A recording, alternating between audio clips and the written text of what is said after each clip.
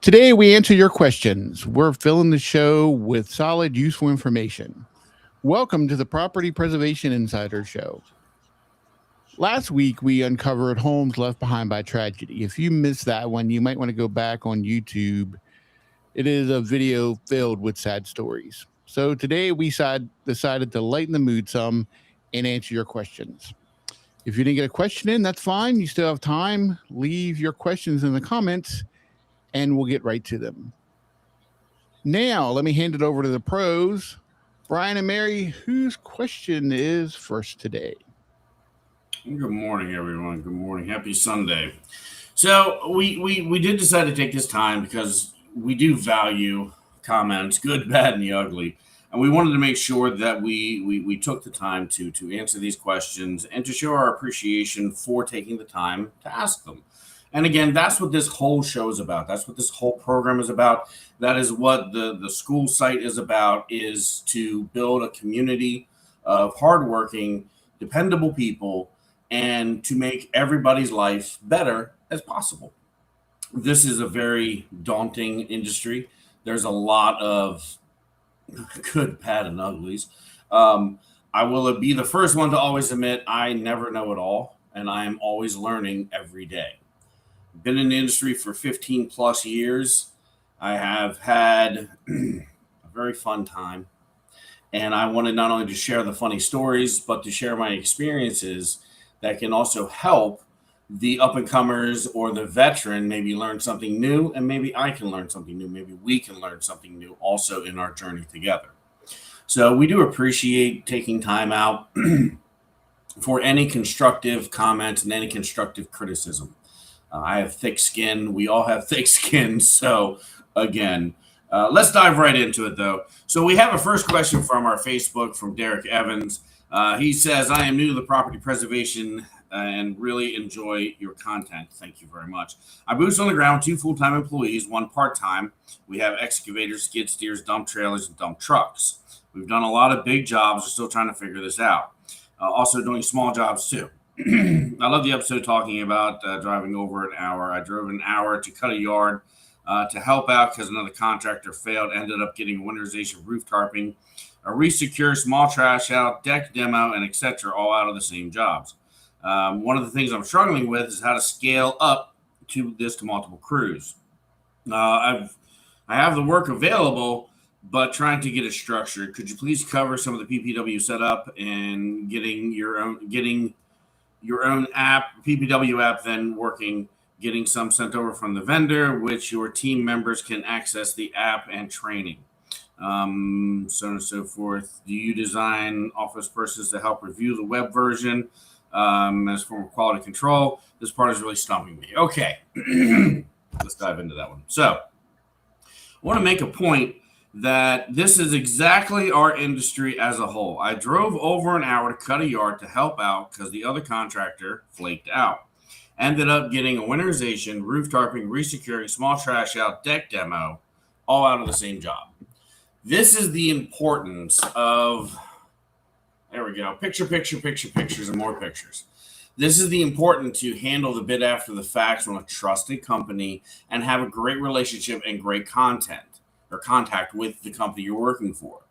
Out of a small $20, $30 grass cut, he got several $100s worth of work out of that. Now, whether it be the same day or just the same property, fine. But the point is, he went in aggressively to do something, did a great job, took a lot of photographs, found what was needed, and then profited from that. So you might think, well, he drove an hour, he wasted an hour of time, wasted an hour of gas, he wasted all of this, but he went in with the agenda, I'm going to make money.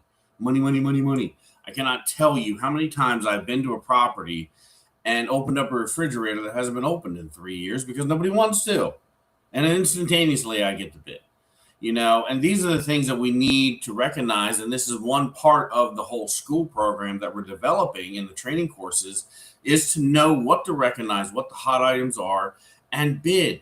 Because again, the bank or processing company or national on the other side of the country is relying on you to be the boots on the ground, plain and simple. And also, the more pictures, the better off it is. The more bids covers your butt from chargebacks and other problems down the road.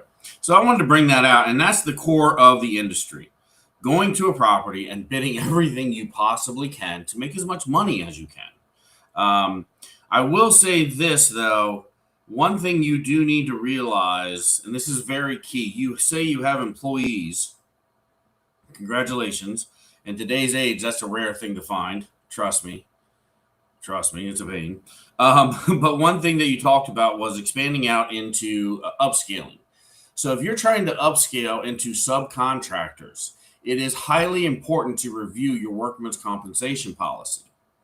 Because if your company, Derek's LLC, has employees under workman's comp, and now you start subbing that work out to your subcontractors through a 1099 process, your workman's comp insurance will want 10% of what you're paying out.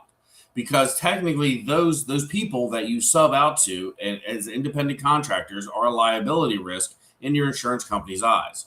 Which means that if Bob the contractor that you sub out to falls through a deck or whatever, he has the potential, and which is really strange because he is a subcontractor, but he can sue your insurance company. So the insurance company wants a premium out of that. What we personally do is that we have multiple LLCs to handle different clients, different regions. I have one LLC which holds the employees, but all the other LLCs get work. The employment LLC that I own does not receive any work except for ourselves. So we have multiple companies sending us our own work. This way, if I do have a job and we do sub it out, which we have a few subs running around, they are paid from another company which has 0 employees, which has 0 workman's compensation insurance. So this is very critical to know, because at the end of the day, you cut grass, you sub it out, and next thing you know, at the end of the year, you get an audit from your workman's comp insurance, and oh my goodness, now you owe them $6,000, $10,000. No matter what you try to prove to them is irrelevant, because they say, if you read your fine print in your policy, those people are technically employees. So in the insurance company's eyes. So please be careful with that to avoid your money. It is a lot cheaper to start a secondary LLC to hold your employees or to move your business accounts to another LLC as income. And then that way you can sub it out and to include subbing it to yourself. The other thing too, which I want to talk about throughout this process, is this. We use an outside processing service. This service basically grabs our work orders from our system 24 hours a day, 7 days a week, and processes work orders. We have a standing working relationship with them, which we're going to go into a little bit more about the importance of a processing company. But when you go to these jobs, hire a company to do the processing work, so that way you're not staying up till 2, 3 o'clock in the morning trying to write bids. This company, the processing companies are very, very, very good at what they do when you find the right ones. And their job is to make you money. Their job, which I think we're spending $5 or $6 an order, $2 to $3 an order for grass cuts and removals. But, you pay this company, and what they do is their sole thing is to find everything wrong with that property. Some stuff you might miss, some stuff you might not know that you could bid on, but then also certain things that are hot that they notice because they work with multiple companies. Mary, actually, you want to give that one little story that we discussed with our processors?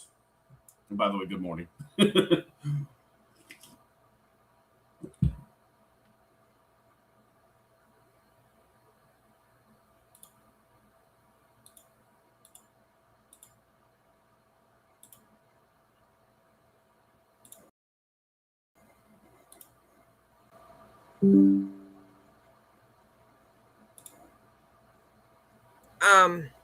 So finding a good processing company is very, very important. The processing company that we have, it actually took us quite a while to find someone that was this good. Oh, yeah. But he also obviously has multiple clients. He doesn't work with just us.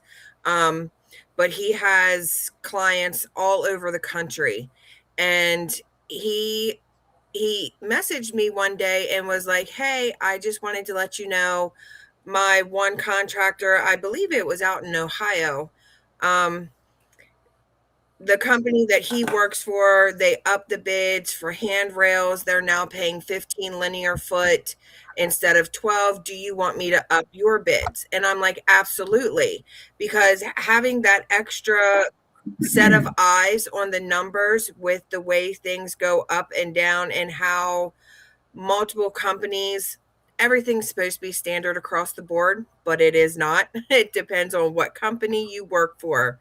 Um, so having that extra person who works with other people and works with more regionals and nationals than we do, having that person be like, "Hey, this is what's happening in the industry. Do you want me to up this? Do you want me to do this?" That is very beneficial. Yes, both for time and for Yes. money. And that's the key thing is as prices increase, certain clients are starting to acknowledge that and they're starting to up the prices a little bit. Little bit. So it's important to stay on top of everything to make the most that we can out of everything. Again, you take the right pictures, they do the job, they're staying on top of the money trends, and it takes so much stress off of the owner's shoulders. It takes so much stress off the office crew also because you're not going to miss anything. You have an entire company set up and designed to make you money, and that's the most critical thing. They also make sure things get put in on time. They handle the disputes. They resolve some of the rejections. So it's very important. It helps out a lot, especially a small based company. Profit margins in this industry are razor thin. So anything that we can do to make more money, anything we can do to save money, saves the bottom line. Ultimately, that's really what it is.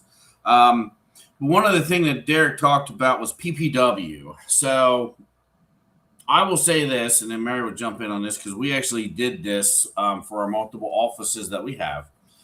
But you might want to think about, again, you talk about upscaling, if you have a PPW system, which we use PPW, I prefer PPW. But if you have your own PPW system and your subcontractor has its own PPW system, you can easily transfer and assign work orders. What you're talking about here, please remember, is your expense. So with PPW, with the basic unit, you get like 5 members. So if you have your lineup and then you start a subcontracting company, and then that subcontracting company puts 2 people underneath their numbers, that all goes to your numbers. So please remember that. You don't want to get into the position and next thing you know, your bill jumps up $3,000 a year, $4,000 a year. You got to think about these things, but it is possible. My biggest thing is that with subcontractors, normally what we do is we give one login access and that subcontractor then gives that login to his other people and they just kind of work through it and deal with it that way. And if they want their own system, they can get their own system, but it gets into those things. We do charge for being on our PPW system. But again, it gets into, you're talking multiple layers. So I'll let Mary kind of explain that a little bit more.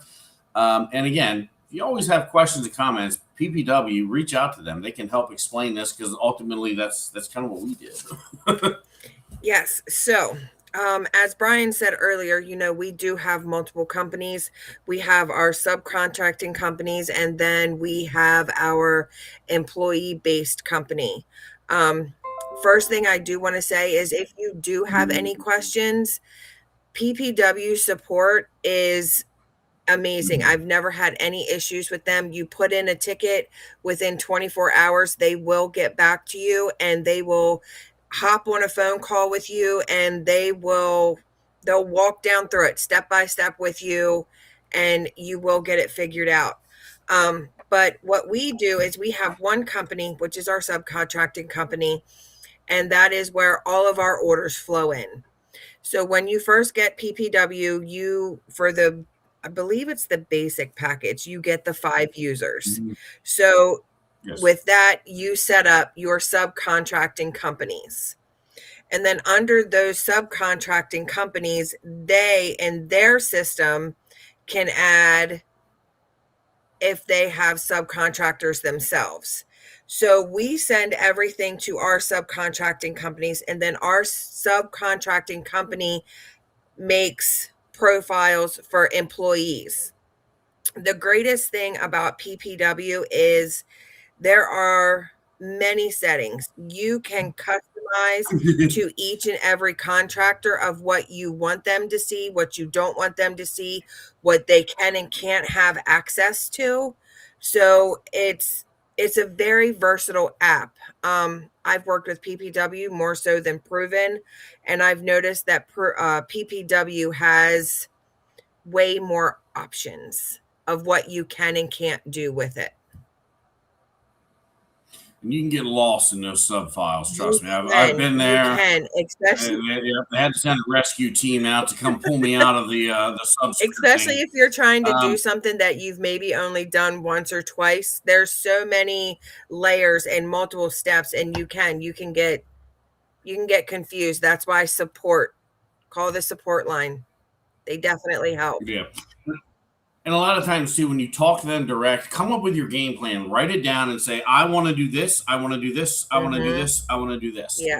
And then the biggest thing is that when you write those down, go through and even take a video. Take a video of you take a screenshot, take a screen video recording of your screen, and it will say, go to this screen, this menu, that menu, this menu, that menu, hit the 5th button down. Boop, there's your problem. You know what I mean? But until you go down through all those sub levels, you never know. Yeah. They could do a little bit better design aspect and with their coordination, but I think right now it's just too big to change. So I actually, very funny, back in 2016, I was actually on the phone with PPW. That's before they were huge. We were actually using, oh my goodness, I forget the process. I forget the service we were using at that time. But anyway, at that time, there was like 4 different software companies that were running software for the preservation industry. But anyway, I had a very great conversation. PPW was founded by a contractor out of Ohio, used to run for MCS out of Ohio. He was running for years. He did, at that time, he was doing like $10, $12 million a year with MCS. Covered the entire state, had all kinds of subs, employees, and so on and so forth. And then one day he was like, there has to be a better way out there. And through his time and through some software, he changed the industry. That's the point of this program. That's the point of our training site. That's the point of our school site that we're setting up, is to build a community and try to change the industry from the inside out. There are a lot of things that dictate our industry that are outside of our control. They're just the rules of the game. But if I can change and help a contractor or help a small business owner succeed and benefit the industry, or if I can convince that person to stop stealing stuff from houses, if I can convince and inspire that company to do a little bit better job, and figure out how to make money in this industry so they take some pride in what they're doing, everybody wins. The community wins. Our neighborhoods win. The business owners win. The nationals, well, they always win. But, it gets into, always remember, in our industry, we get paid by banks. We get paid by asset management companies. We get paid by real estate agents. We get paid by the nationals. We get paid by the regionals. But you always work for the neighborhood. You always work for your neighbors, because that poor person that spent $450,000 for that overpriced house, because that was the only one available in the market, thinking it was great, and then come to find out 2 months later, the house next door, the house beside his house, goes up for foreclosure, goes into a pre-foreclosure status, and that poor guy's got to deal with the mice, the rats, the snakes, the ticks, the fleas. You know, that poor guy has to deal with the smell. That poor guy has to sit there and drink his cup of coffee in the morning with his wife, and it's like, I gotta look at this, you know. So always remember that. All right, so moving on, we have the problem solver on Instagram. So hi, I'm boots on the ground contractor based in Cincinnati, Ohio. Never been there, but I did live in Columbus for a while. Covering about a 50-mile radius, which, by the way, that is about a good radius. You do want to cover your city base, some of your rural base, but 50 miles is about an hour, hour and a half drive, depending on traffic. That's reasonable. Been in property preservation for 6 to 8 years, so we got a hardcore veteran here. I have a fully equipped operation handling tenant-occupied repairs. Okay, so that's good. Handyman work. All right, so he has 2 streams of income: property preservation, trash outs, lawn maintenance, flood cleanup, and emergency services. We built a reputation for doing quality work and responding quickly. In our industry, that is very, very, very, very important, is, doing the quality work that you can, and, being not so much responding quickly, but that's important too. But it's also just responding and communicating. Don't flake out. Take a second, answer the emails from your vendor manager. Most of the work I'm receiving comes to a third-party vendor, so I'm often getting middleman. My goal is to build direct relationships with regionals and national companies that manage the work in my area so I can create more of a consistent workflow. If you have any questions or advice, if you have any advice, know the right people to contact with, or can point me in the right direction, I'd really appreciate it. Thank you very much for your time. I want to get signed up with some of the solid outfits that I can use to help instead of overseas people who don't have any loyalty to anyone but the cheapest person. Problem solver, I hate to break the bad news to you, my friend. That's our industry. You don't have any loyalty to anybody but the cheapest person. That's our industry as a whole. We've talked about several times in this program. This is like one of the only industries I know, and if I could be wrong, but this is like one of the only industries I know that I worked in this industry in 2015, 10 years ago. Actually, I was in the industry before that, but getting into the industry hard on the preservation side, having direct vendors in the 2014, 2015 range to what the price points are now, you actually have lost money over that time span. What do you mean? Price points were 25% of HUD, period. That's the way it was. For everything, now it is presets. Now it's allowables. So where they are getting paid $150 for their grass cuts, they are paying you $30. How many of you would like to have your grass cuts at $130 minus 25% discount? I would. And there are also very few companies out there that actually do that, but there are still a few that hold true to that factor. A lot of your larger regionals, they need to pay for the $40 million building they just bought. So, but that's, here nor there. There's still plenty of money to be made in the industry if you know how to do it. But ultimately, making an extra $4,000 to $5,000 a month off of grass cuts would be really nice. But unfortunately, yes, we've had experiences, good and bad, on both sides, where we have loyalty to a national company, and if we overprice or they have to follow the rules, they have to get a second bid. If they get a bid out there that is cheaper than ours, they'll actually contact us and be like, hey, can you do it for this? Can you do it for that? We have loyalty together, so that actually works out for our favor. And sometimes we take the jobs, sometimes we don't. A lot of times they want us to do the jobs, but also they have to follow protocol. As long as I'm making money, I'm happy. You know what I mean? But we've also had other companies where we go in and we do these bid requests for free because they don't pay for bid requests, even though everyone else does. Mary, you know what I'm talking about. And we go to this property and we've been bidding this item, this treatment in the basement, removing drywall, killing studs, etc., etc. We've been bidding it for a long, long time.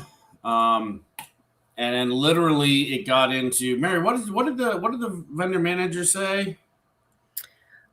With that one, we had been bidding that, I would say, for at least a year and a half, if not longer.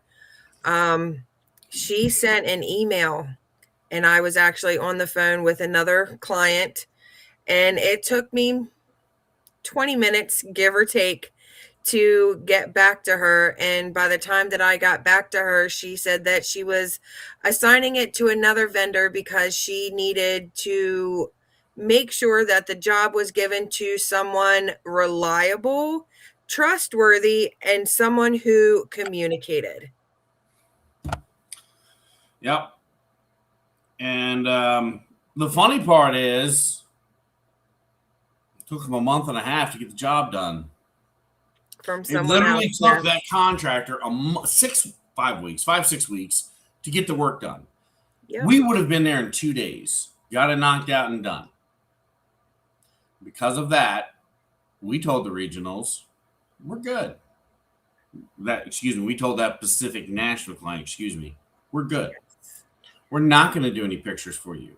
We just had one. Oh, can you do an initial secure for us? Didn't answer. Can you do initial secure for us? We have found that you are a waste of our time. We are not here to help you, as you are not here to help us. So no, we will not be available to take on that initial secure and provide high quality service for you at an affordable price. And yeah, it turned into a little bit of a stink, but you're not going to call on me when you need me. You're not going to call on us when it finds it convenient for you and then throw us off of the bus on the other job. So no. And we've had multiple issues with that particular national where they are literally using us and our training and our abilities and our bid rating and everything that we bring to the table, but then they will send jobs out to the cheapest crackhead out there. No offense, crackheads, but you know what I mean.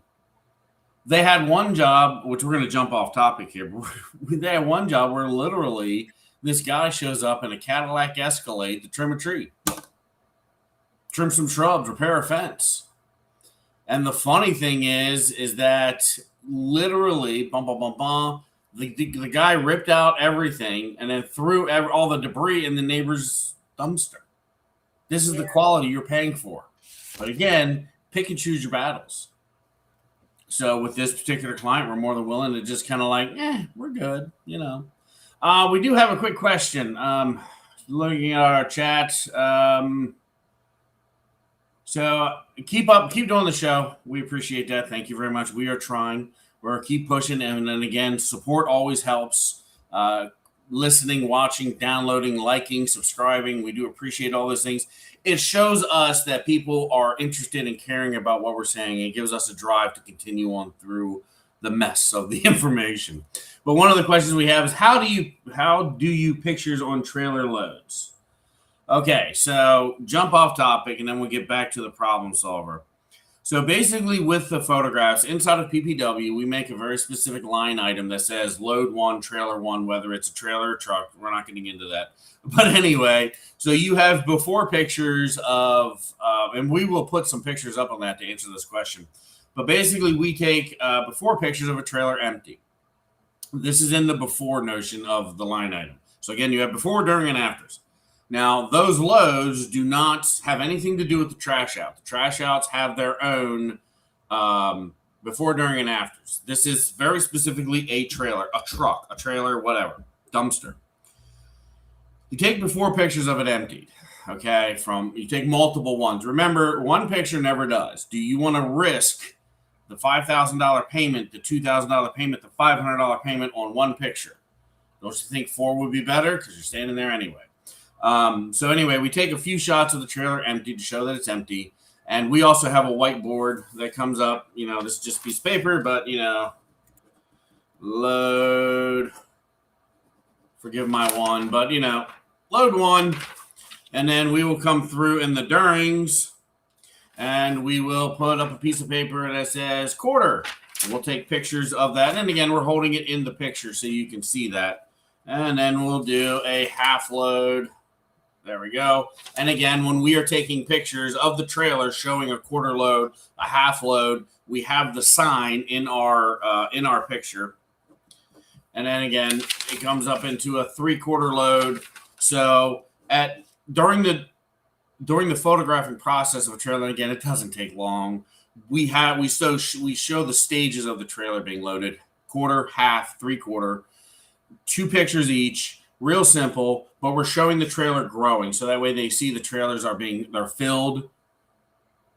They see the items being buried into the trailer, so that way they can't say, "Oh, you recycled trailers." And then at the end, or in the after section of that line item, we do a full. And then again, there we take more pictures. We take fronts, we take tops, we take all sides that we can from all kinds of different angles, showing the trailer is full. And then again, we take our length, we take our width, we take our height.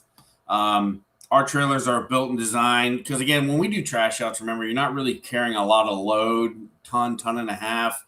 Most of the time, you're carrying volume. So that's just, we build our trailers for volume. But that's how we do a trailer load. That's how we do our pictures of a trailer. So there is no complications or issues saying anything about that trailer. We've showed it quarter, half, 3/4. We showed it full. We've taken your measurements. We've taken everything. We've strapped it down, and away it goes. And then subsequently, the next trailer will be load 2. Do the same thing, load 3. Because, again, when you're getting paid, the regionals pay $30 to $37.50 a yard. You want to make sure that you have the photographs needed to make the money. That's what we're here for, is to make the money. And remember what I've always said, you can leave out 5 pictures and not get paid. You can leave out 1 picture and not get paid. So pictures, and more pictures. You're there. I was talking with a buddy of mine who's a regional. We've been talking about our school site, our training program that I've been doing. He's very interested because we're going to have a business profile set up where you as a regional can sign up and you get all the good stuff for the classes. You get all the promotionals. You get the discussion board. You get a job posting board. You also get our discount codes. A lot of good stuff coming into this. And we're still building, so bear with us. But it is in motion. But what he was saying was it's so nice because underneath our business program, he's going to be able to give memberships away so that way people can be trained because he loves the way we work. And that's what we're basically downloading into people's brains is the way we do things. But basically it's going to be nice because he gets the training of the subcontractor and he doesn't have to do anything. He doesn't have to babysit them. The information that's going to get out there is going to be very informative on what to take pictures of, how to take pictures. The trailer picture that was just mentioned, we're going to have a whole section on how to take pictures from each line, from each tasking that we do and give examples. So that way we make a change in our industry. And hey, if any of you join the course and there needs to be something added or you have a better way, share it. Because this is about a community base where we are making a difference in our industry. We are weeding out the people that need to be out of the industry. We are getting rid of those people because we're being more efficient. Maybe we're inspiring someone who is a grass cutter, who is a junk hauler, to get into the industry full swing to get things done. Or again, maybe we make it easier for the business owner to hire 2 more people because he's able to train them and pick up the volume from the other things that we do. So a lot of good stuff into that. But anyway, back to it all. Sorry about jumping off there. That question jumped in there, so we definitely want to answer that one. So back to the problem solver.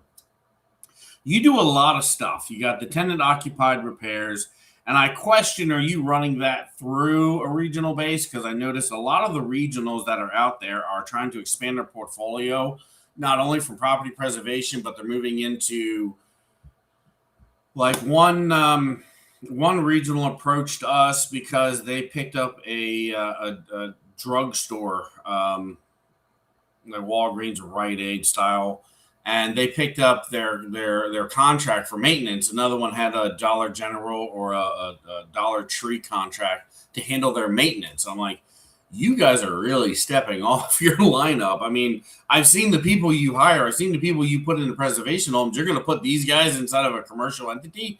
Wow. Okay. But getting into it, you have multiple streams. So this could also be a good and bad thing, because at the end of the day, are you stretching yourself too thin? Steady workflow is there, depending on your area, of course. Right now, from what I understand, the country is like south middle, where it's getting hammered right now. You just got to look at the markets. We are in northeastern area. We've noticed a dip off because the money's not focusing up here right now. The money is focusing on the disaster markets to try to curb things, where you have a higher foreclosure rate, where you have a higher processing rate. The banks are having to kind of shift their money that direction to keep up. So we're getting we're getting a little less money, but that's okay, because again, it's the ups and downs with any industry. It's just the way it is. But one of the things is you want to try to build a better relationship working with the nationals. We have on our page, of course, all the nationals.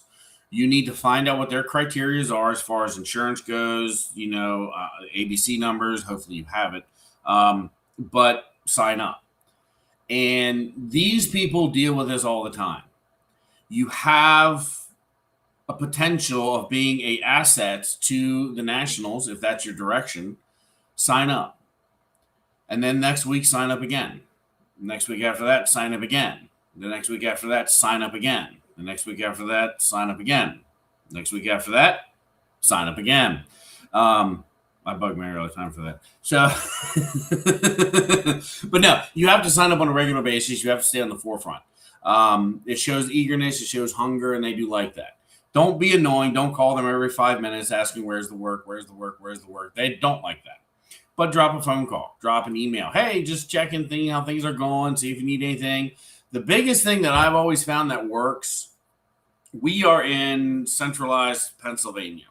So we have Pittsburgh and we have Philadelphia, two large, very large markets.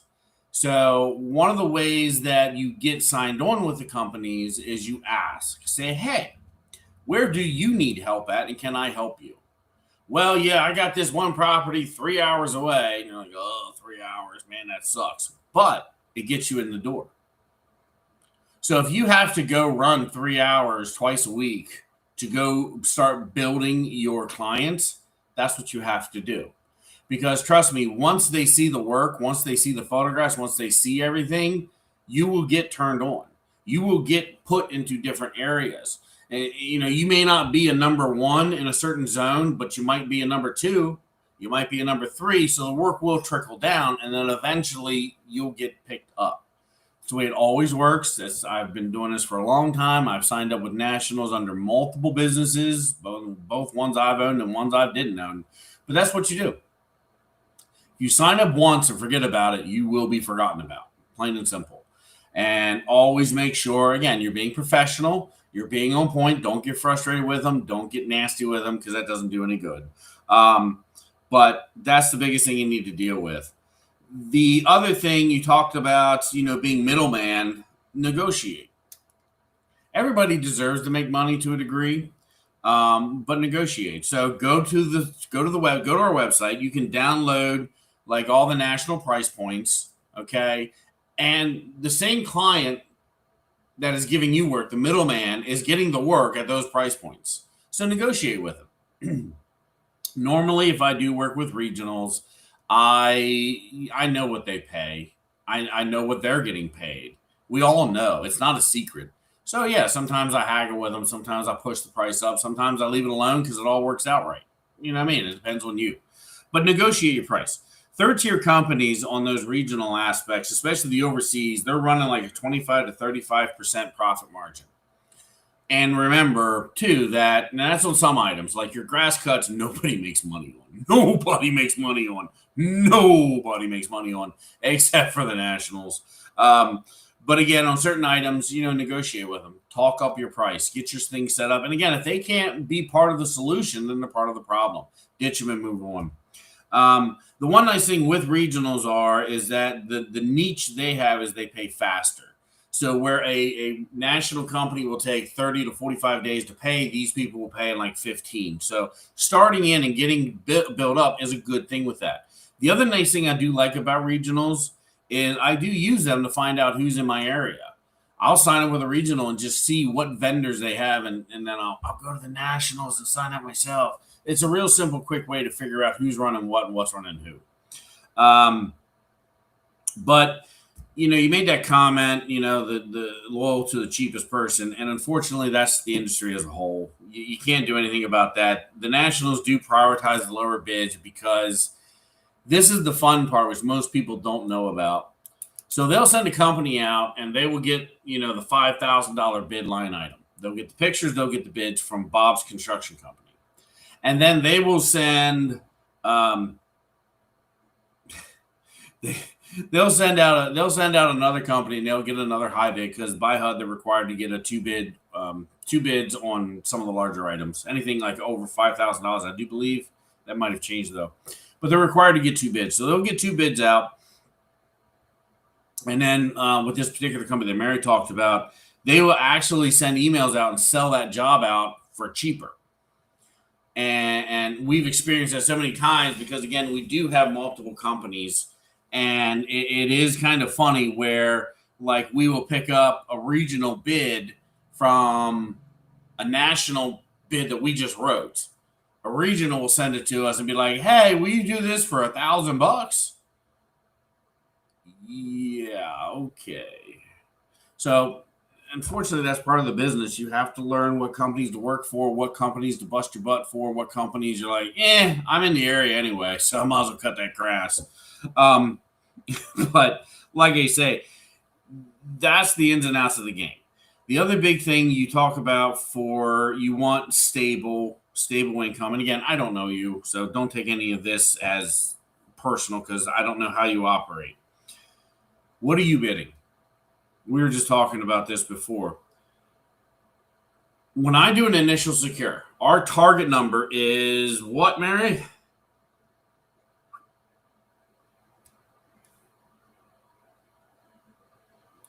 For photos or per house? Per house.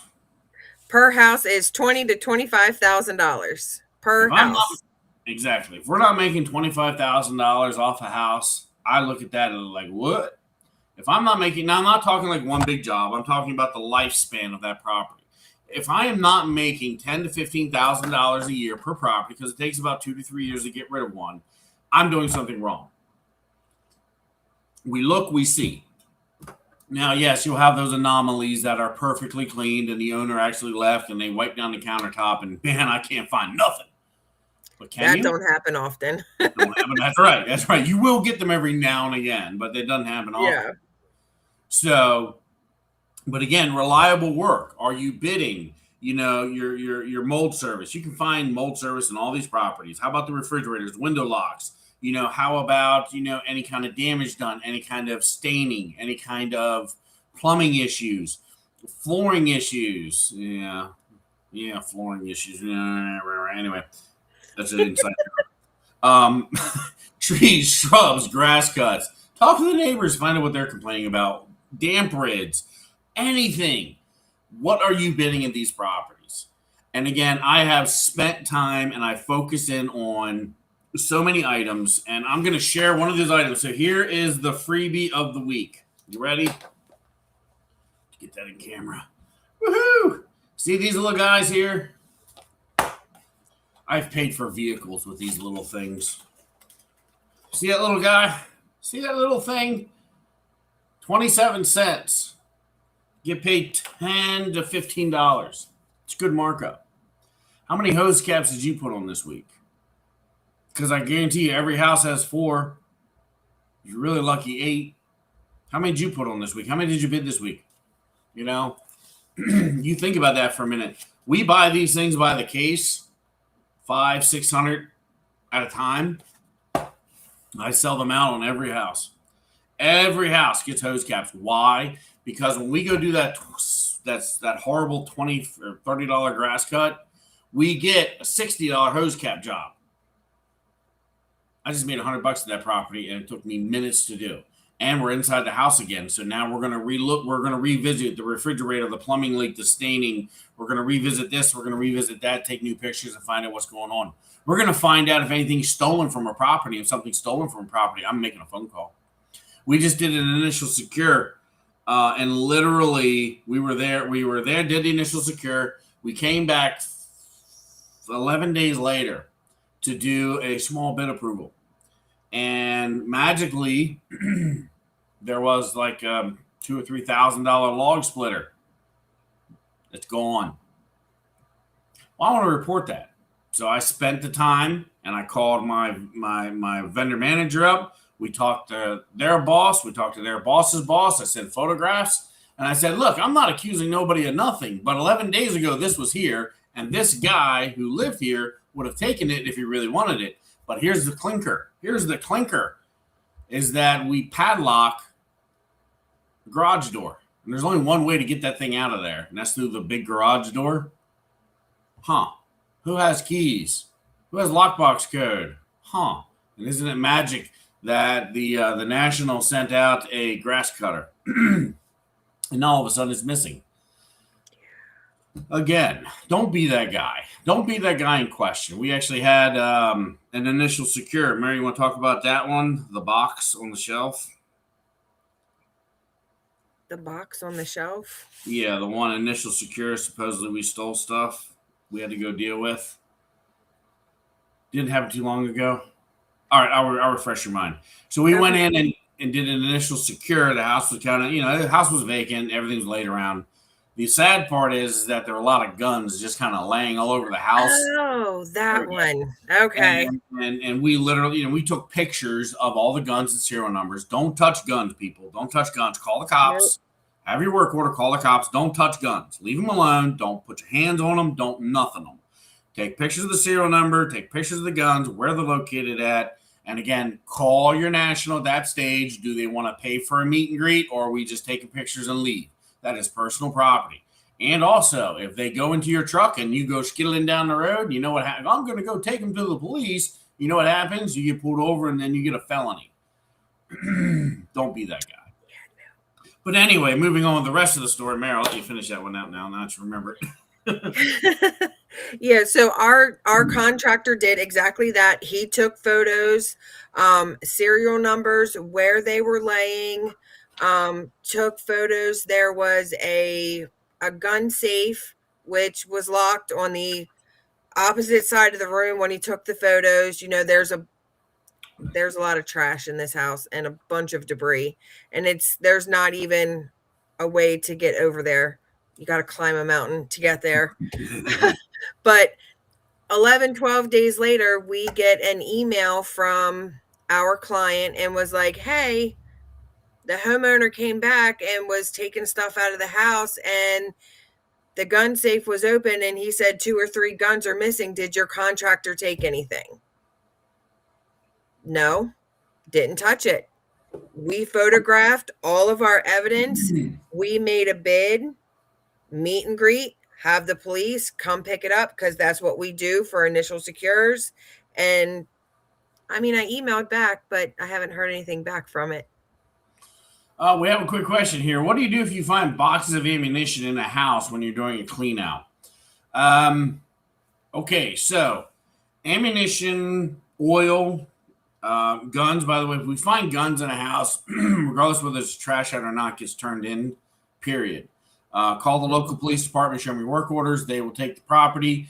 And after so long, they try to notify the owner. But if the owner's dead or if the owner has passed away, excuse me, you can actually claim those guns from the police department, at least here in Pennsylvania. As far as ammunition goes, that's one of those things that you just can't chuck in the dumpster. You just can't throw it away. You can't throw it in the burn pile. It does happen.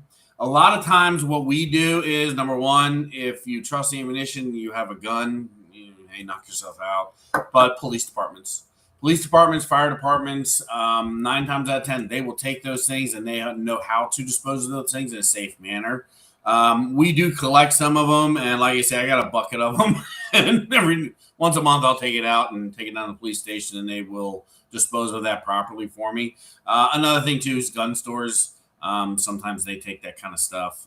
Biggest thing is be responsible when you're doing your trash outs, because you need to follow rules and regulations. of the landfill, of the processing facility you go to, because number one, you don't want to get banned because that'll put a crink in your day. And number two is, again, it's finding the right facilities to do it. Like example, we have natural debris places that we go to. Some charge, some don't. They make mulch. We have another incinerator in our area. We actually have two. But I mean, they'll take all the toxic chemicals. They'll take oils, antifreeze. They'll take everything.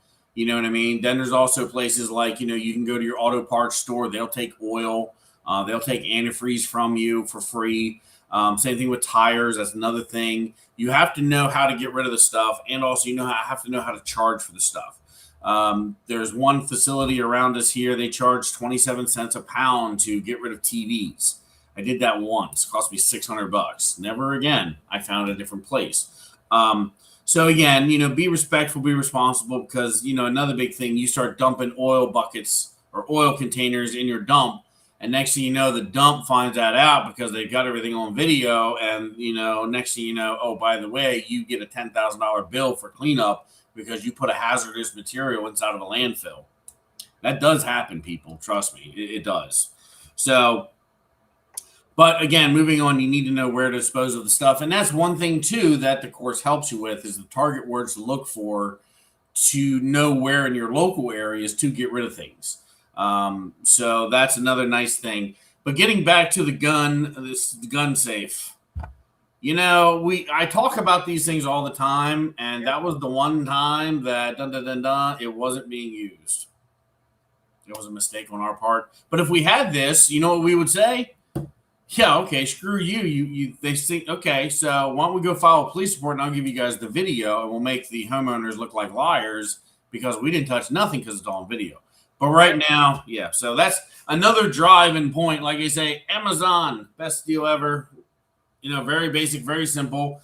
On initial secures, you buy the strap, buy everything. Everything is documented, covers your butt 150%. You do not need that on your lineup. And that's also one nice thing too. We built a relationship with this client. It's more just us answering now than anything because they know we don't steal stuff because we don't care. We're too busy. We got more stuff to do. So, but moving on, and we are going to have to, excuse me, chair needs to be adjusted. Apologize about that. So let's move on to one of these. Kelly Taylor on Skool. Thank you for the information on the overseas company. Doing this, I had no idea Fannie, HUD, and the mortgage services do this. What they're talking about is offshore regionals that get contract work from large national companies. And basically, the money goes to a shell company, shall we say, here in the United States, and then just gets funneled out to offshore. One of the biggest problems I have with all of this is, number one, foreclosures are an American problem. It's the suffering of Americans here in the United States. It's government money. It's my tax dollars that pay for all this. No matter how you look at it, everything is reimbursed by one of the acronyms: HUD, Fannie Mae, Freddie Mac, FHA, VA, and going about the business. So when this multi-billion-dollar industry is getting kind of utilized to the fact of this is an American problem. We're using American contractors. The American contractors sometimes don't get paid. But then also the profit gets shuttled offshore overseas, and it goes to India, Bangladesh, Germany, Switzerland, Belize, and there's probably a few other states too. But I hate to break it to y'all, and this is facts. The offshore companies that you're working for, and we're not going to get into names, but the offshore companies that you work for, they all go to one of 4 data centers, and they're all owned by 3 companies, I do believe, unless that's changed in the recent years. But that's it. They literally start just company over company over company. Don't believe me? Go ahead and look at the bottom of your contract. Look at that address and Google that. You're going to find an apartment somewhere. You're going to find a house somewhere, and you supposedly have this multi-million-dollar company running out of a house in the suburbs. That's what's aggravating about this. Go sign up with an American regional company. Sign up with us. I have several other companies that we work for that are US based. Sign up with them. You're going to get paid the same amount of money, but the money stays inside of the United States economy. So that's just my personal belief. It's just me. We're all entitled to our beliefs. You might think that's stupid and crazy, and we should share the money with the world, and that's okay. That's all good. You know what I mean? This is my talk show. It's kind of what I feel. But it's just, you see these issues where hardworking Americans are just working on these properties that affects our towns, affects our counties, affects everything, and then all of this money is just getting shipped over offshore.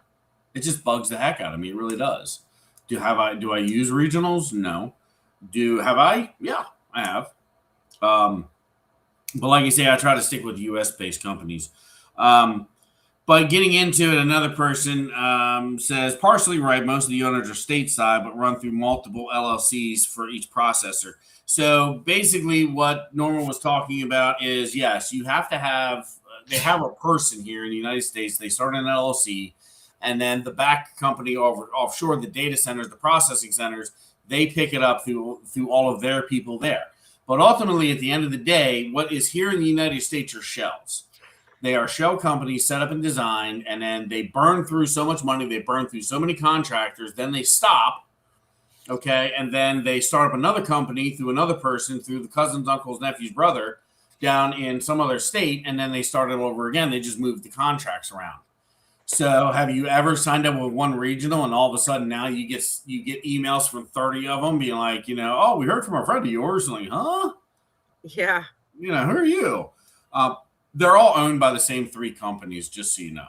So that's the way it goes. That's the way it is. And again, my thing is getting back to Kelly Taylor's point, is that it should be illegal. It kind of is. Because if you actually go through the HUD, if you go through the deep contracts that they talk about, is that everything has to stay here because, number one, it's government. Because of security issues, of locations, of property information, it's not supposed to go offshore to different states. And I will say this, the nationals know. The nationals know. Because it is much easier for a national to sign up with an offshore regional that covers 9 states. It's less paperwork they have to do. It's less liability they have to deal with because they're going to deal with one company. But the problem is that those other companies have literally snuffed out a lot of the smaller based regionals because I admit they do have a great business plan. The problem is that money leaves, that is paid by my tax dollars, goes and funds something else. I think we can do better as contractors here in the United States. If every contractor looked and had 3 people that they could work with and cover their state, would the nationals pick them up? Would they stop sending them to regionals? It's a good point. And even some of our subcontractors who do work with regional companies, it's funny because we'll get some of the same work orders. You know what I mean? So it's kind of like, the redheaded stepchild of our industry. I wish we could change it. I wish I could wave a magic wand to get it fixed. And maybe this is the magic wand. I don't know. But the industry as a whole has a lot of deficiencies, and I'm the first to admit I don't know it all. And I'm just trying to make a difference inside of the industry I work in, not only just for people trying to bust their butts and work and make a living for themselves and try to be a profitable business, but then also for the neighborhoods. Those neighbors that, again, have to wake up every morning in their brand new $450,000 house and have to look at that house next door. Salim Ahmed on Facebook says that I have no idea how capitalism works. Well, capitalism is an economic system which private individuals or business can own capital goods. At the same time, business owners employ people to work wages, and they buy goods and they produce goods in exchange for those wages. So on and so forth, so on and so forth. That was the Google definition. Hadim, I do know capitalism. I've been doing it for a long time.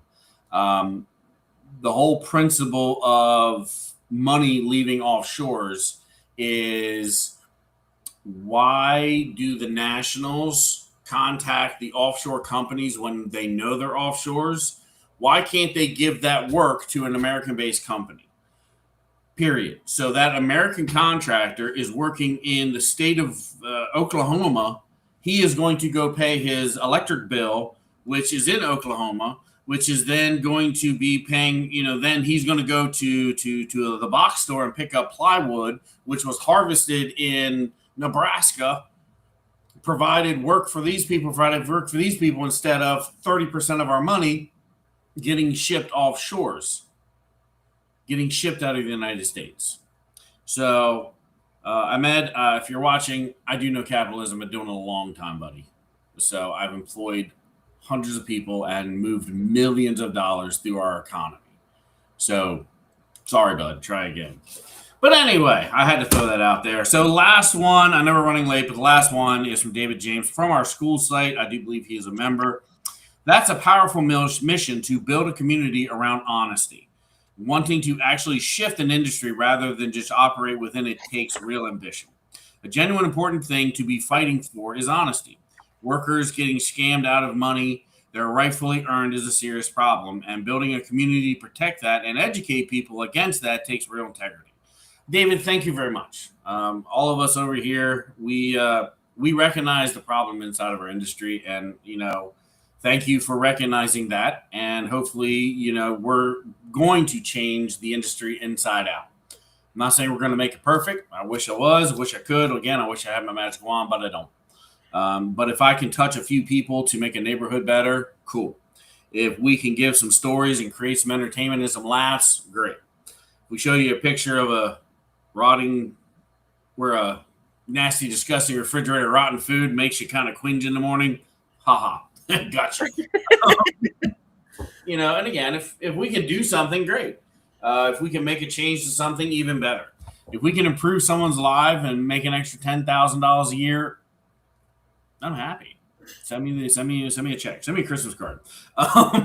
But the industry as a whole is a major industry now. Back in the day, if any of the old timers are watching, the Polaroids, that will show your age. That will show you how long you've been in the industry when you've had the Polaroid speech, before software, before cell phones, before before the GPS came online. You were taking Polaroids of the work, and you were working for a real estate agent, not a massive billion-dollar national company that buys contracts out. That's the way it used to be. Local banks, local real estate agents would find the local contractors. But Kevin Klein, I think that was his name, Robert Klein, out of Safeguard.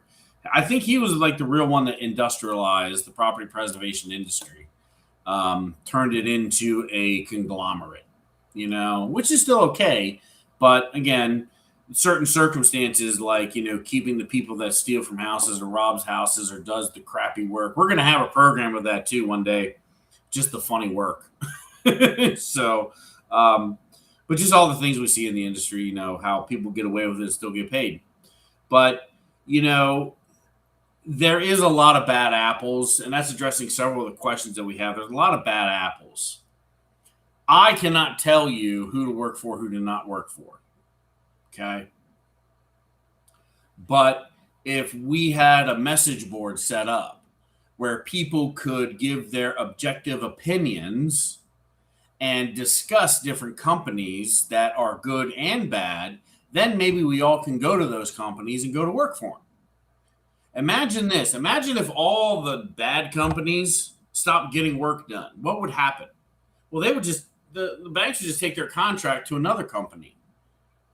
And then, you know what I mean? So we could make a development shift inside of the industry for the companies, the regionals, the nationals that are honest, that are on point, that get it done, that pay right, that pay on time, that pay correct, because you did a good job, because you did it right, because you took the right photos. You didn't, you took the things to the landfill. You just didn't dump them in the backyard. You didn't drive in your Cadillac Escalade. Nothing against Cadillac Escalades. If you have one, cool. But do you go to a tree trimming and a shrub trimming with your Cadillac Escalade? No, you go in a truck. But anyway, it's always a funny story when you get into those kind of things.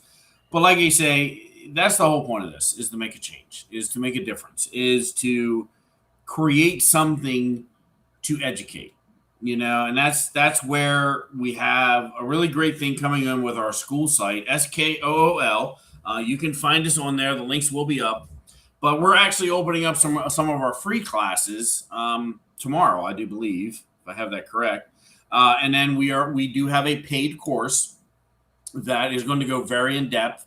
It's going to be very insightful. It's a monthly charge. And then you also get a certificate of accomplishment. So basically, you take courses, you take information, you take video training, you pass a course, and it's something to have. It's say, hey, look, I was recognized. Look, I have the knowledge. And then also you do get other courses that are coming online. You get our check sheets, you get our cheat sheets, you get like, how do I start? What tools do I need? We'll get your basic tools. You get the business templates, like when I go do an ICC inspection, what should I be looking for? What should I be checking for? You get a lot of other things with like our VRP membership. You get like the job boards. You get the processors. You get help with insurance information. You get the ability to post jobs. And also we have discount codes. We have supply lists. We have a whole bunch of stuff coming online. This is going to be, I hope, a revolution to the industry. Not only for the one-man band, the husband and wife team going out there and killing it every week. We're trying to help them get better information, take 15, 20 years worth of experience, download it into a video. So that way it helps you in a simple way. Like you get stuck. How do I do this? How do I do that? Also, you get one-on-one consultation. You run into a situation, again, we don't have all the answers, but again, you run into a situation, let's put our heads together. I have other people we can reach out to, other different business owners. You want to look at different, you want to get a loan for an expansion, push in the right direction through a couple different companies. You want to learn who's the best client. We share those things. We share our lists, so it's going to be kind of great. No, it's going to be great. So, and if anything, like I say, we just try to make a change inside of our industry, plain and simple.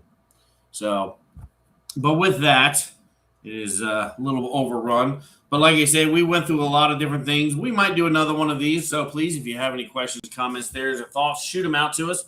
The good, the bad, the ugly. We are always open to.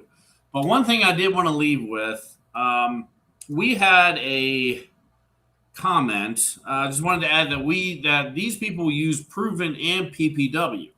They prefer Proven for a mobile base. They love the ability to upload photos directly from their phone. PPW doesn't allow that.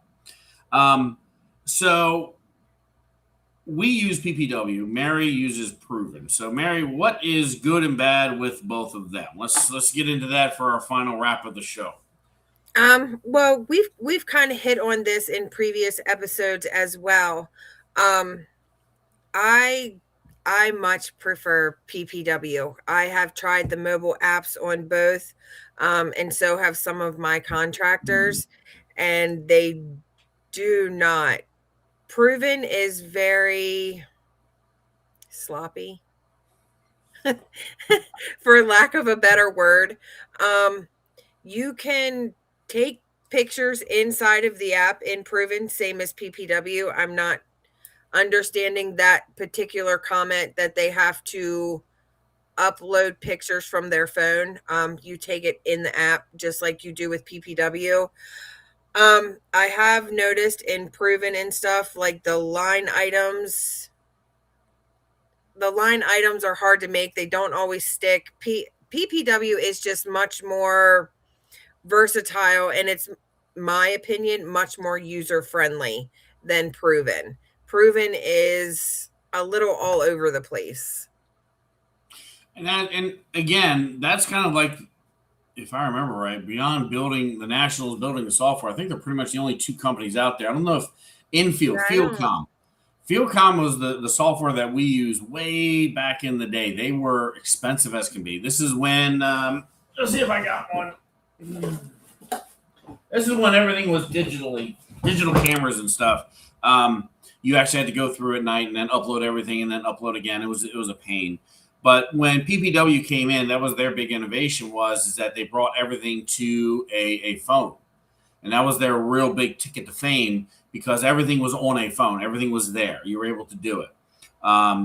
It was all web-based, so you didn't need to install like all kinds of software and all kinds of things to make it work. So that was always a nice thing.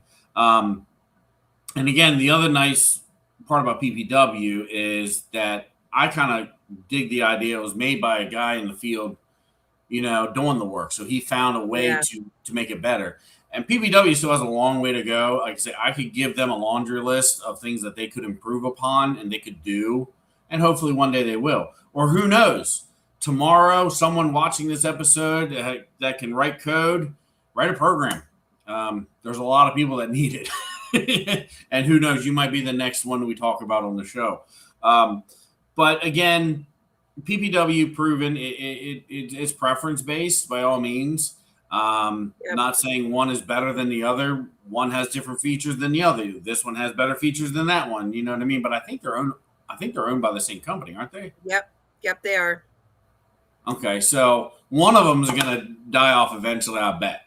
So this will be a perfect time to write your own software and see what you can build. I do know that there are certain nationals that work.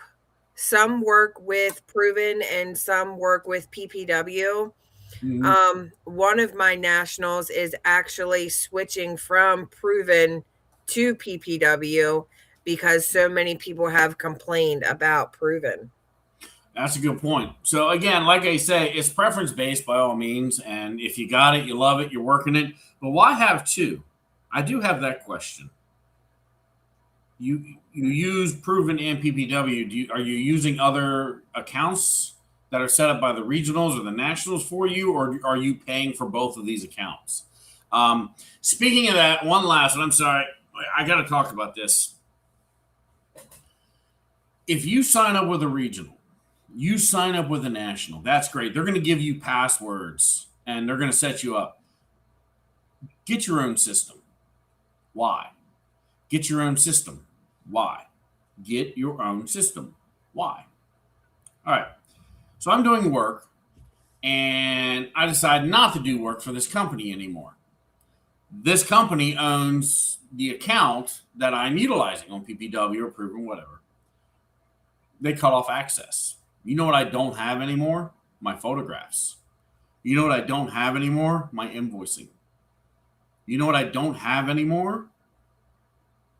The proof I did this work. Do you know what they have? My money, my pictures, my invoice. So when I go to court to try to file a lien, what do I have? But I swear I did it. I have an email. No, he didn't. He didn't send any pictures. Oh, yeah, I did. No, you didn't. Yeah, I did. No, I didn't. Where's your proof? From day one, have your system.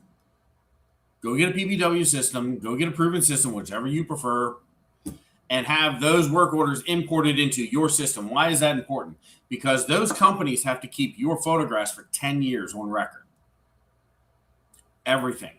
So that way, when the regional decides not to pay you and you're going to go put that thing on lien, or you're going to go contact the national, you're going to go contact the bank, you have your proof. You have your proof that the job was done correctly. You have your proof that the job was done. You have your photographs, you have your invoice, you have whatever. You know what I mean? So spend the money, get your own system. And PPW, if you're watching, I will take my commission check as a discount. Thank you very much.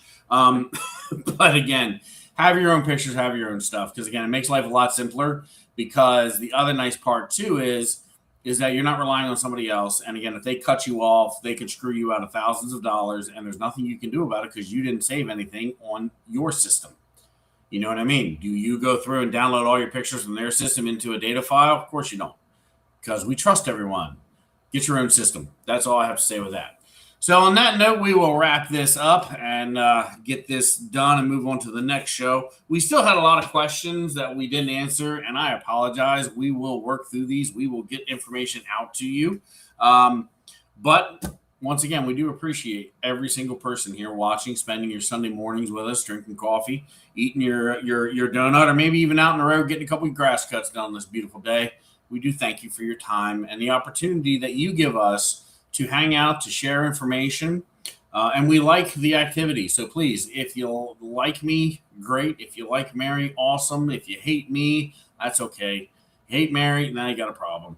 At all points, again, in all jokingness aside, the core goal is to make a change inside of the industry we work in, to make a difference in what we do, to help the small guy hustle a little bit harder, to find out some of the tricks that I've learned, that we have learned over the years.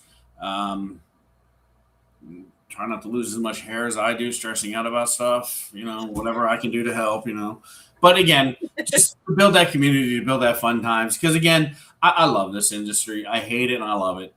It's not like anything. I mean, I have been a machinist. I have been manufacturing. I have been a licensed contractor for a long time. I've done real estate development. I've done flips. I've done apartments.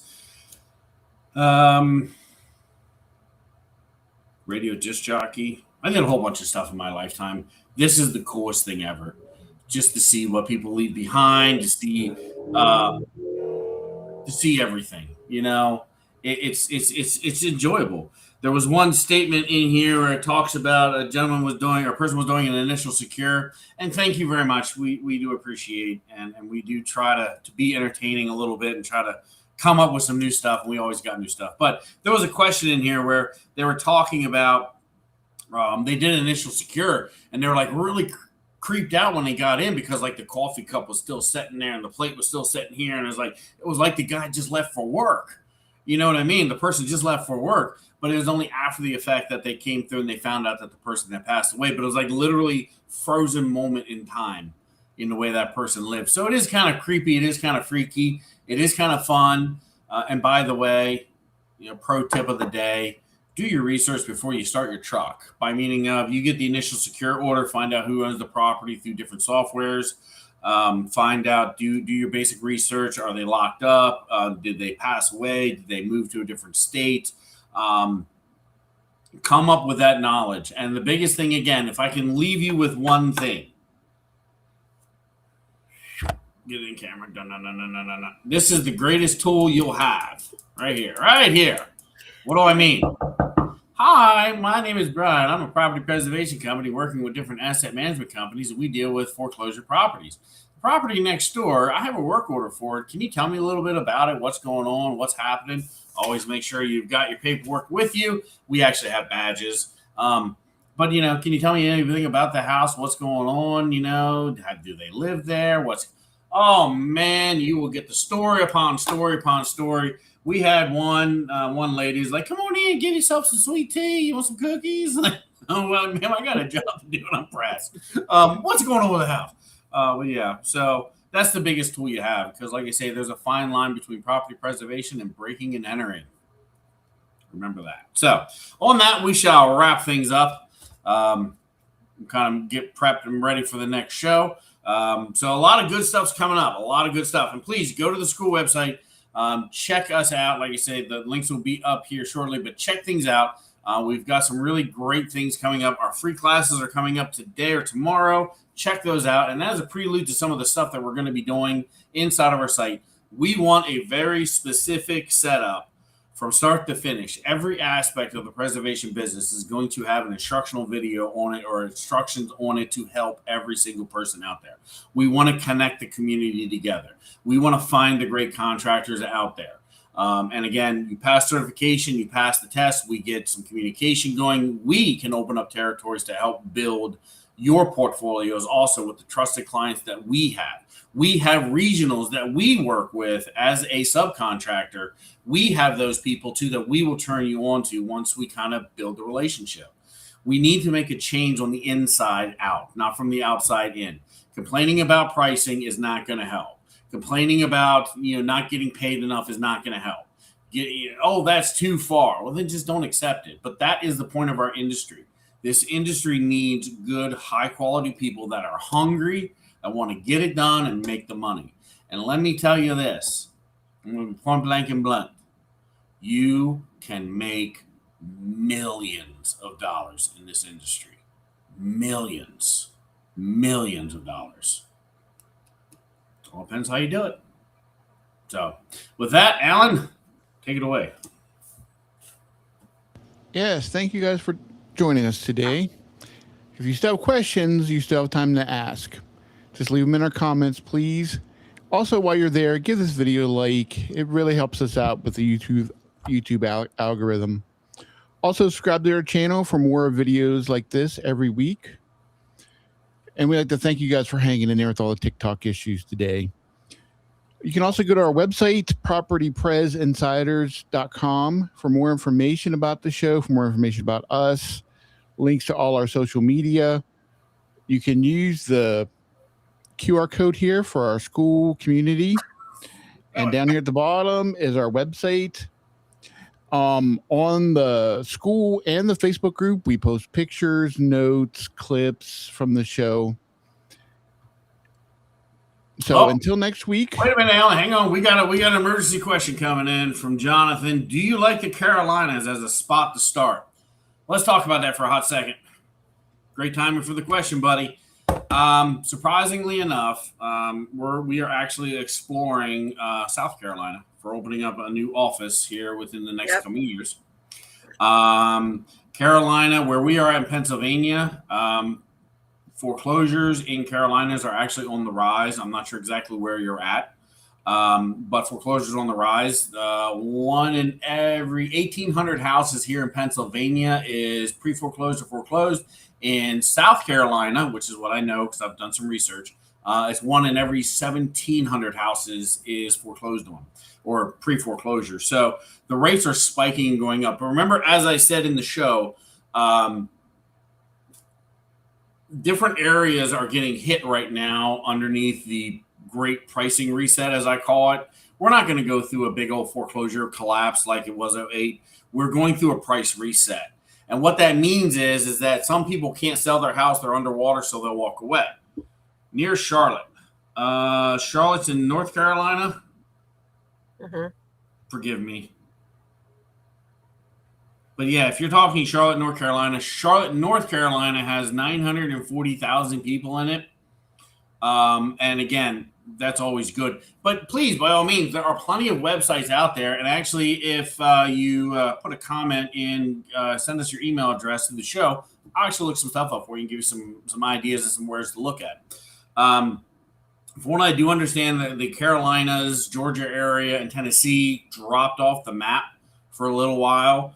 But now the foreclosure rates are starting to pop back up. They're starting to get some more work. Yeah, okay, so perfectly. Surprisingly enough, Jonathan, if you look at Fort Mill area, right on the other side of South Carolina, that's actually where we are spotting for our second or another office, just so you know, which is kind of fun. And that's what we want, by the way. We want high-quality people devised all throughout the country, so that way we can make that change in the industry to force out the bad people and start getting these people working for the U.S.-based people, the U.S.-based regionals, and also turning into part of that national network with the national clients that we all dream about once we're ready.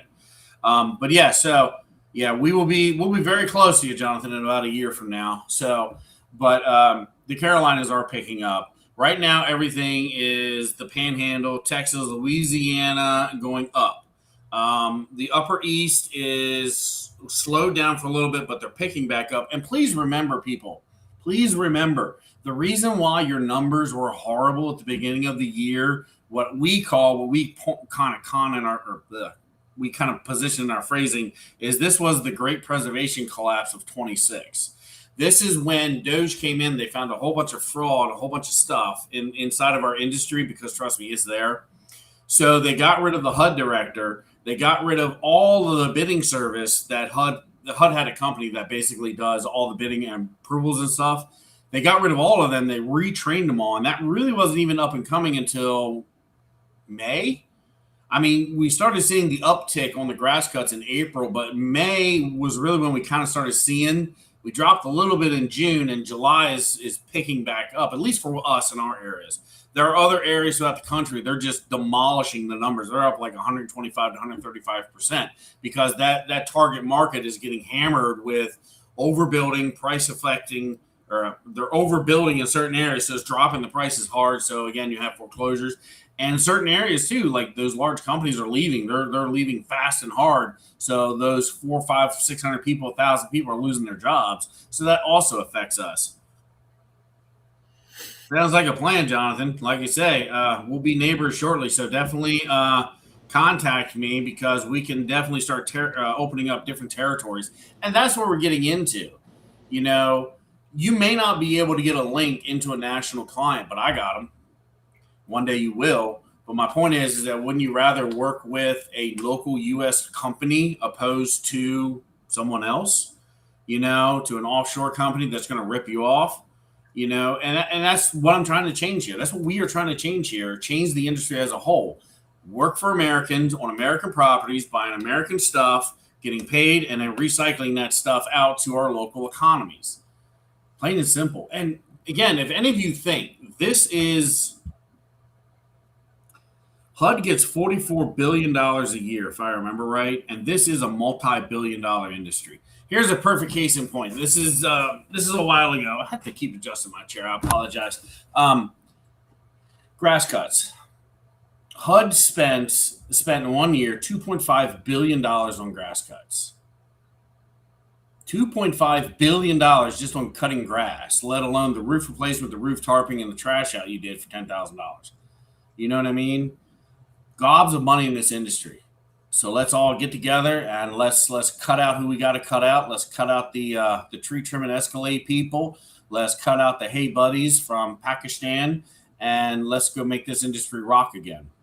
So, all right. So, Jonathan, we will definitely be in contact. I'll be looking for your email. And again, thank you all very much. First with the delay, but I wanted to answer that question. He got it in just in time.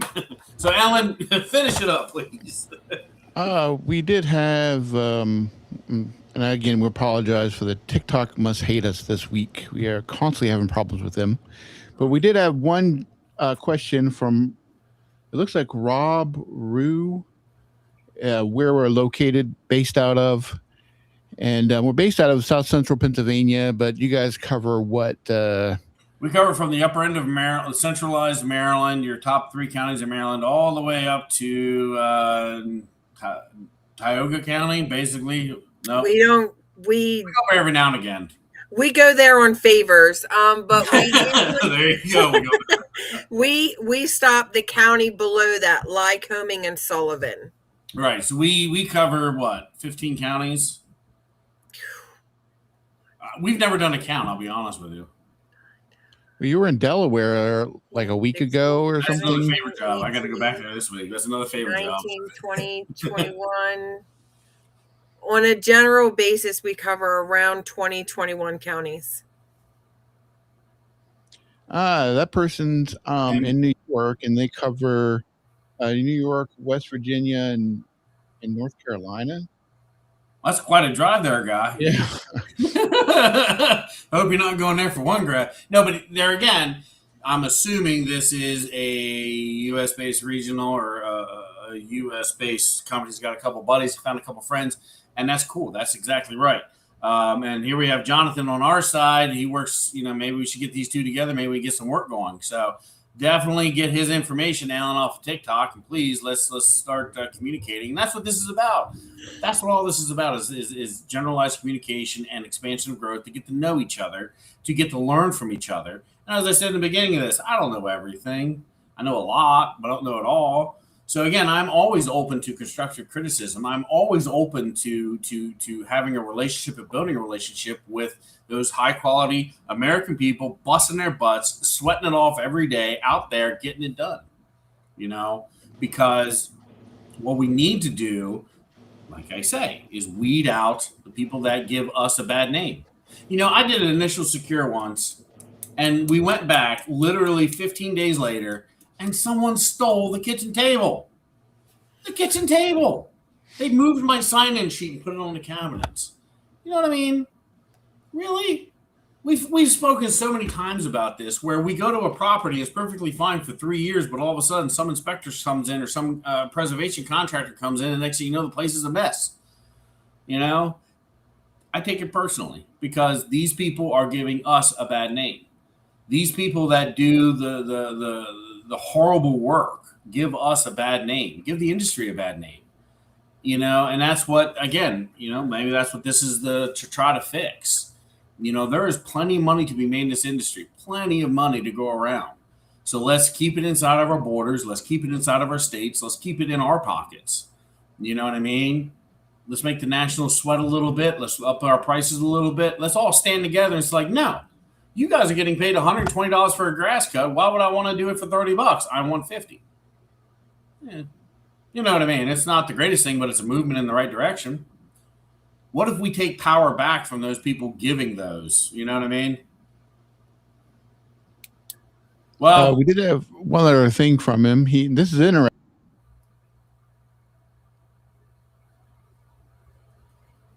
Oh, now we're having technical problems with this software. Man, what a day it is.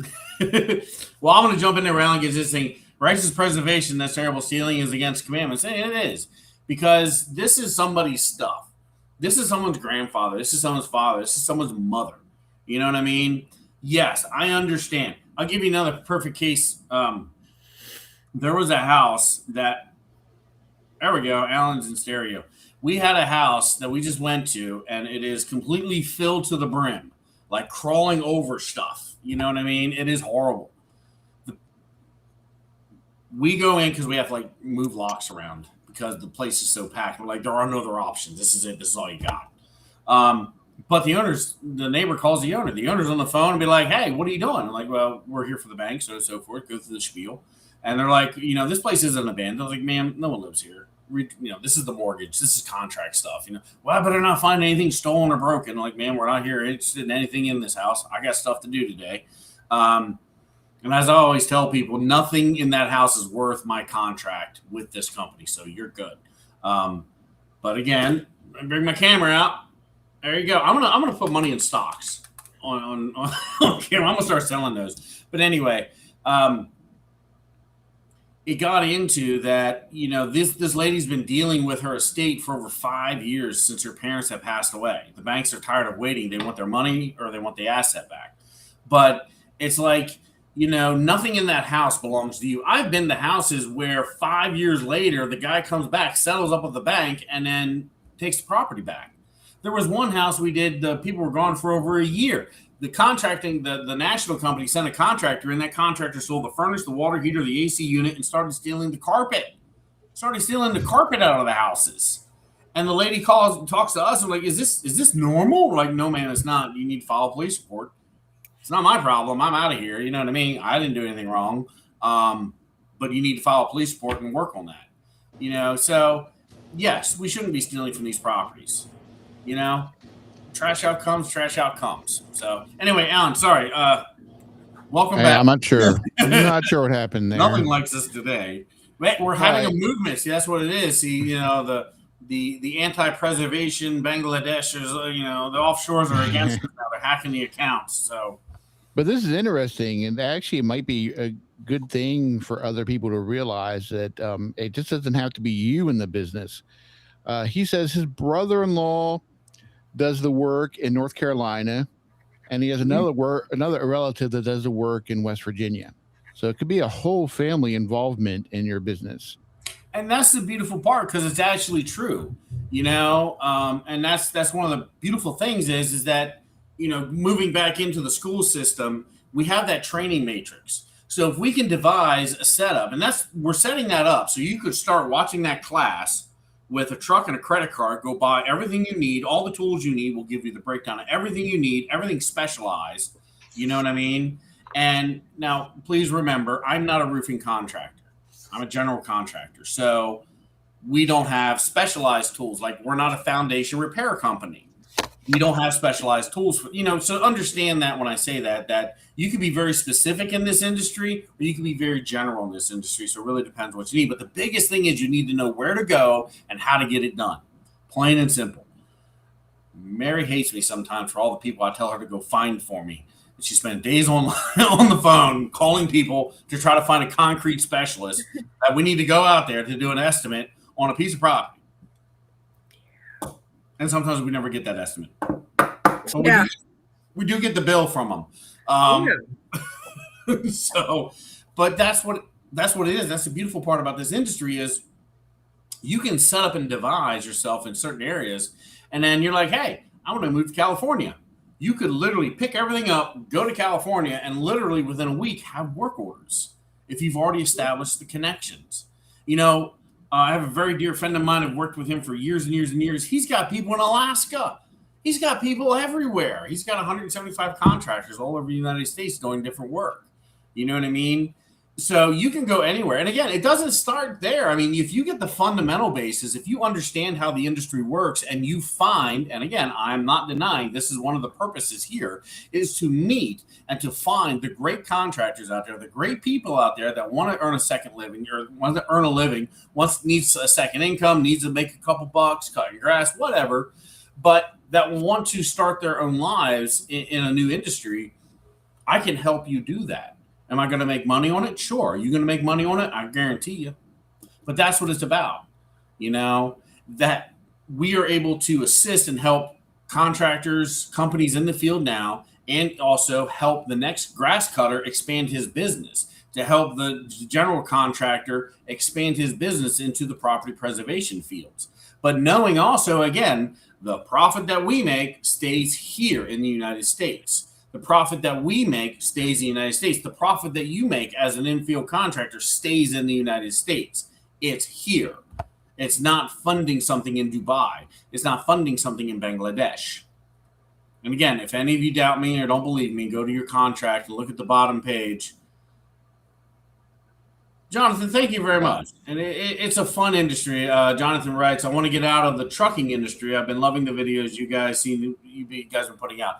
And these are real world things. Like I say, after we get done this show, which I know we were running pretty long on this one, I'm leaving and I'm going to go trim some trees and cut some grass. You know what I mean?